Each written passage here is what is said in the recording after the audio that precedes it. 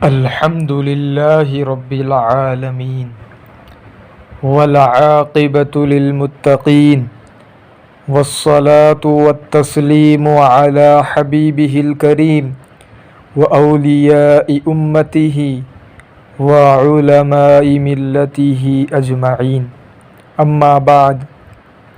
فأعوذ بالله من الشيطان الرجيم. بسم الله الرحمن الرحيم. وما رميت إذ رميت ولكن الله رمى. صدق الله العظيم. صدر محترم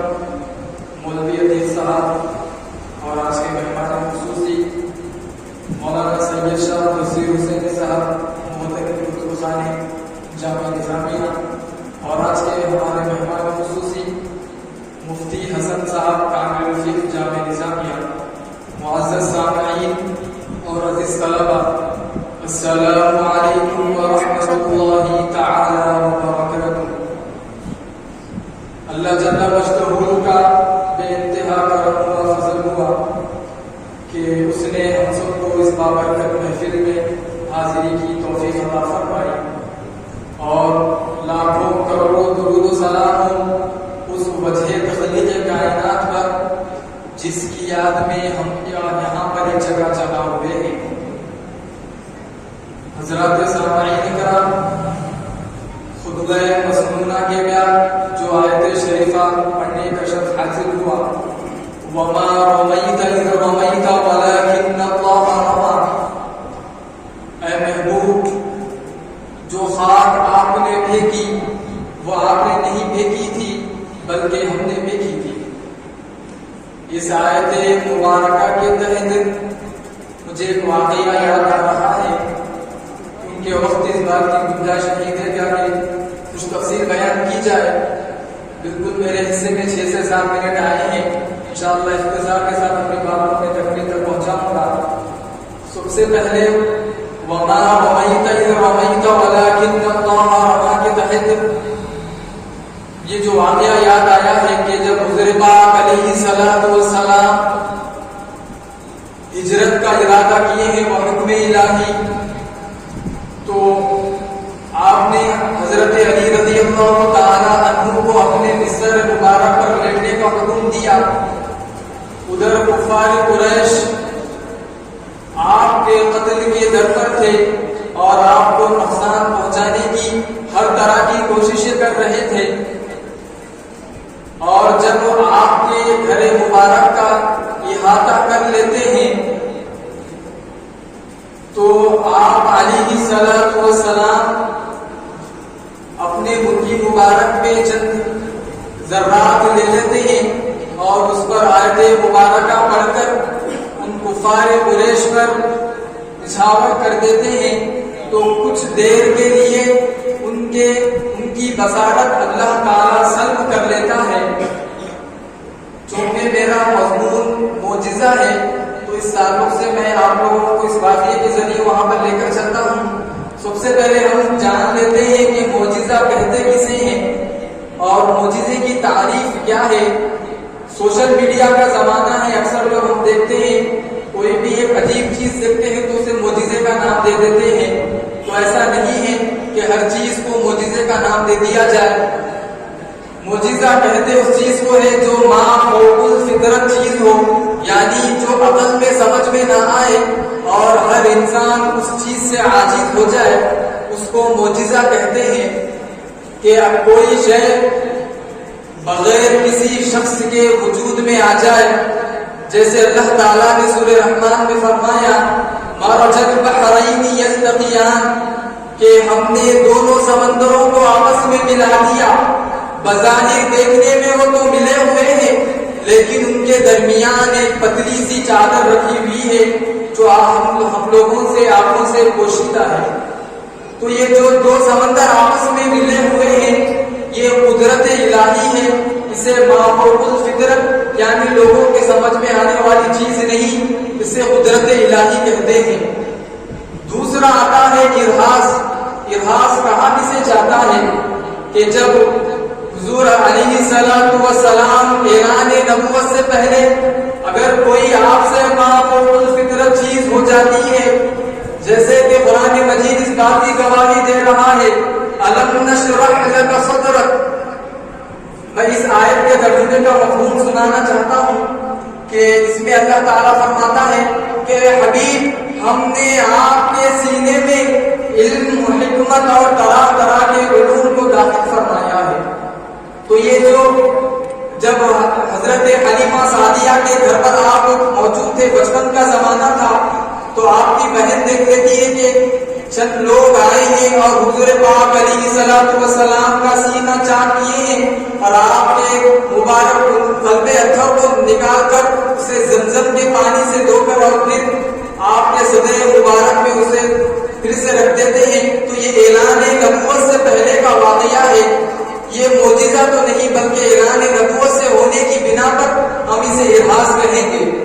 اب آئیے، معجزہ کہتے کسے ہیں کہ اعلان نبوت کے بعد اگر کوئی ما فوق الفطرت چیز ہو جائے، جیسے کہ آپ علیہ الصلوۃ والسلام تو سراپا معجزہ ہے، آپ علیہ الصلوۃ والسلام کی ذات خود بنفس سے نفیس معجزہ ہے۔ آپ کے جب آپ کسی صحابی کو لکڑی کے ٹہنی دے دیتے ہیں تو وہ تلوار جیسے کام کرنے لگتی ہے، آپ کسی کو درخت کے دو شاخیں دے دیتے ہیں تو وہ لائٹ جیسے کام کرنے لگتی ہے۔ آپ کسی صحابی کے گھر میں جاتے ہیں اور اپنے دست مبارک سے 70 صحابہ کرام کو سیراب کر دیتے ہیں ایک چھوٹے سے پیالے کے ذریعے۔ یہ تمام امور معجزات میں شامل ہوتے ہیں۔ یہ جو اعلان نبوت کے بعد ہوئے اسے معجزہ کہتے ہیں۔ یاد رکھیے دوستو، ہر چیز معجزہ نہیں ہوتی، اور اگر یہی ما فوق الفطرت چیز جو ہماری عمل میں نہیں آتی، ہماری سمجھ اس کو سمجھنے سے قاصر ہے، اگر وہ چیز کسی اللہ کے ولی سے ہو جائے تب اسے کرامت کہتے ہیں۔ جیسا کہ غریب نواز نے ایک چھوٹے سے کاسے میں سارے اناج آگر کو سمو لیا تھا، یہ کرامت کہلاتی ہے۔ بعض لوگ اسے معجزہ کہتے ہیں، ان کا یہ کہنا غلط ہوگا۔ آئیے، اگر کوئی یہی ایک عام مسلمان شخص کرتا ہے، ایک عام مومن کرتا ہے تو اسے معجزت کہا جاتا ہے۔ اگر کوئی یہی ما فوق الفطرت چیز جو ہماری سمجھ میں نہیں آتی کوئی فاسق اور فاجر یا کافر کر دے تو اسے استدراج کہا جاتا ہے۔ یہ چیزوں کا ہمارے علم میں ہونا بہت ضروری ہے۔ تو آئیے میں اس واقعے کی طرف آتا ہوں، جب آپ علیہ الصلوۃ والسلام نے ان کفار قریش پر ریتی کے چند ذرات ڈال دیے تو ان کے تھوڑی دیر کے لیے ان کی بصارت سلب کر لی گئی تھی، وہ دیکھ نہیں پا رہے تھے کہ ہمارے سامنے کیا ہو رہا ہے، اور آپ علیہ الصلوۃ والسلام آسانی سے ان کفار قریش کے سامنے سے نکل جاتے ہیں اور مدینے کی طرف ہجرت کرنے لگتے ہیں۔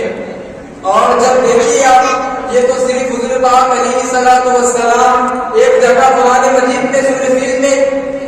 سورہ فیل میں الم تر کیف فعل ربک باصحاب الفیل ترمیہم بحجارۃ من سجیل فجعلہم کعصف مأکول کے ذریعے ہم نے اس میں واقعہ سنا ہاتھی والوں کا۔ ایک چھوٹی سی چڑیا جسے ہم ہاتھ میں پکڑتے ہیں تو وہ اپنی جان کھو دیتی ہے، ایسی نازک چڑیا جب ان ہاتھی والوں پر جو مکہ ڈھانے کے لیے آیا تھا، جب ان پر وہ ایک ایک قطرہ ڈالتی ہے تو ان کے سر سے ہاتھی کے نیچے سے جب نکل جاتے ہیں تو ان کے جسم کے 2 ٹکڑے ہو جاتے ہیں۔ ایک چھوٹی سی چڑیا کے اندر اتنی طاقت ہے، جب حضور پاک علیہ الصلوۃ والسلام نے ان کفار قریش پر ریتی کے اتنے ذرات ڈالے تب تو صرف چند لمحات کے لیے ان کی آنکھوں کی بصارت چلی گئی، لیکن ایک چھوٹی سی چڑیا جب ان کے اوپر کنکر ڈالتی ہے تو ان کے جسم کے 2 ٹکڑے ہو جاتے ہیں۔ یہ کیا ماجرا ہے؟ جن کے صدقے میں، جن کے تصدق میں اس چڑیا کو بنایا گیا، اس کے اندر اتنی طاقت، اور نبی پاک علیہ الصلوۃ والسلام صرف ریتی کے چند ذرات ڈالتے ہیں تو ان کی چند لمحات کے لیے بصارت چلی جاتی ہے۔ تو اللہ پاک نے قرآن مجید میں ارشاد فرمایا وَمَا أَرْسَلْنَاكَ إِلَّا رَحْمَةً لِلْعَالَمِينَ، اے محبوب ہم نے آپ کو نہیں بھیجا بلکہ سارے عالمین کے لیے رحمت بنا کر۔ تو یہاں پر وہ بات واضح ہو رہی ہے کہ آپ پر ایک چھوٹی سی چڑیا جب کنکر ڈالتی ہے تو بڑے بڑے سے بڑا ہاتھی بھی اس کے جسم کے 2 ٹکڑے ہو جاتے ہیں، لیکن حبیب جو کہ تمام جہانوں کے لیے رحمت للعالمین بنا کر بھیجے گئے ہیں، پہاڑوں کے لیے رحمت للعالمین بنا کر بھیجے گئے ہیں، تو وہ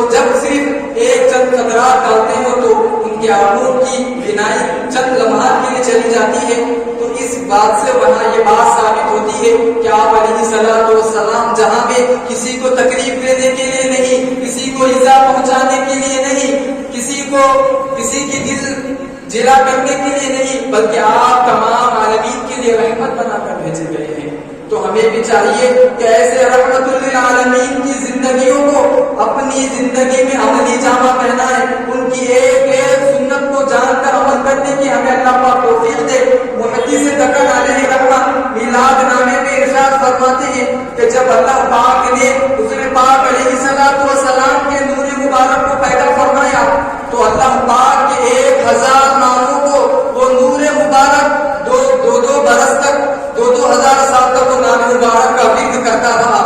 جب وہ نام 1000 نام مکمل ہو چکے تو اللہ پاک نے حضور پاک علیہ السلام کا نور مبارک وہ اللہ پاک کے نام مکمل کرنے کی خوشی میں 2 رکعت نماز ادا کرتا ہے۔ تو اللہ پاک آپ کے اس عمل سے بہت خوش ہو جاتا ہے اور فرماتا ہے کہ اے حبیب آپ فرمائیے آپ میں ہر دعا کو ہر آپ جو مانگے وہ عطا کروں گا۔ تو حضور پاک علیہ السلام فرماتے ہیں کہ یا اللہ تیرے تمام قرائن سے مجھے ایسا معلوم ہوتا ہے کہ تو مجھے ایک امت کا پیشوا بنانے والا ہے، ایک امت کا نبی اور رسول بنانے والا ہے، ایک امت کی رہبری کرنے والا ہے۔ یا اللہ پاک میں تیری بارگاہ میں دعا کرتا ہوں کہ اگر وہ میری امت سے کچھ گناہ سرزد ہو جائے، اس میری امت سے اگر کچھ خطائیں ہو جائے تو میری امت کی خطاؤں کو معاف فرما۔ تو دیکھیے حضرات سامعین، حضور پاک علیہ السلام جب نور کی حالت میں تھے تب بھی ہم جیسے گناہگاروں کو یاد کیے ہیں۔ ہمیں بھی چاہیے کہ زندگی کے ہر لمحے میں ہر گوشے میں اپنے حبیب پاک علیہ السلام کو یاد کرے، ان کی ہر ادا کو اپنی زندگی میں اپنانے کی کوشش کرے۔ اللہ پاک کی بارگاہ میں دعا ہے کہ اللہ پاک ہم سب کو کہنے سننے سے زیادہ عمل